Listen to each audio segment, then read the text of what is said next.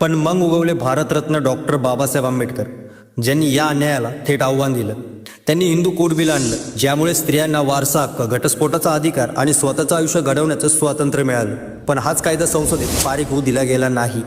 त्यामुळे बाबासाहेबांनी 26 सप्टेंबर 1951 रोजी केंद्रीय मंत्रिपदाचा राजीनामा दिला. ते कोणत्या पदासाठी नव्हते लढत, ते लढत होते स्त्रियांच्या हक्कासाठी, समानतेसाठी आणि न्यायासाठी.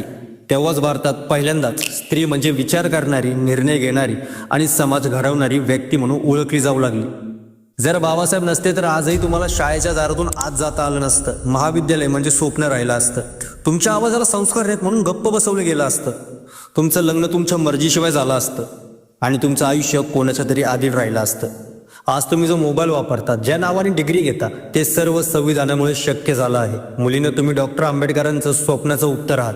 ते म्हटले होते, मी स्त्रीला इतकं स्वातंत्र्य देईल की त्या पुरुषांच्या बरोबरीने नाही तर